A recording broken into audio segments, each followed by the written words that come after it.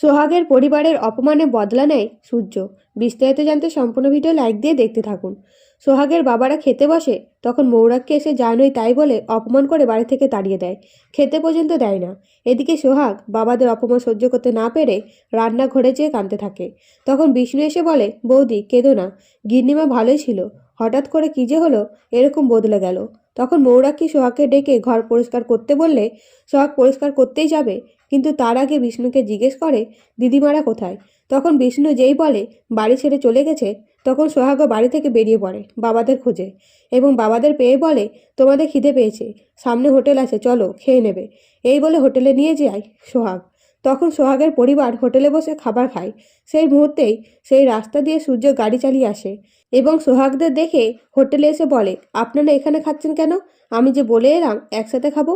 তখন সোহাগের বোন শিউলি বলে, তোমার মা আমাদেরকে তাড়িয়ে দিয়েছে, আমরা খাবার খেতেই বসেছিলাম, তখন আপনার মা যা নয় তাই বলে অপমান করে তাড়িয়ে দিয়েছে।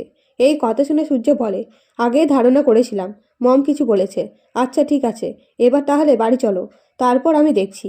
তখন সোহাগ বলে, আমার বাবাদের আগে অনেক অপমান হয়েছে, আর নয়, এখন আপনি গিন্নিমাকে যে প্রশ্ন করবেন ঝামেলা সৃষ্টি হবে, এসবের দরকার নেই। তখন সূর্য বলে, ওনাদের বাসে করে যেতে হবে, বাস স্ট্যান্ড অনেক দূরে, তাই গাড়িতে চাপো, আমি নিয়ে যাচ্ছি। এই বলে সূর্য সোহাগদের আবার বাড়ি ফিরিয়ে এনে বাবাকে বলে, বাবা তুমি কি মাকে ভয় পাও? তাহলে মা যখন আমার শ্বশুরবাড়ির লোকেদের অপমান করছিল তখন কিছু বলনি কেন? তখন মৌরাক্ষী বলে, আমি তোমার শ্বশুরবাড়ির লোকেদের মানি না। এরপরে রাতে সূর্য নেশাগ্রস্ত অবস্থায় বাড়ি ফিরে বলে, মম কষ্ট পেলে আমার ভালো লাগে। এই বলে ঘুমিয়ে পড়লে সোহাগ বলে, আপনাকে আমি বুঝতে পারি না।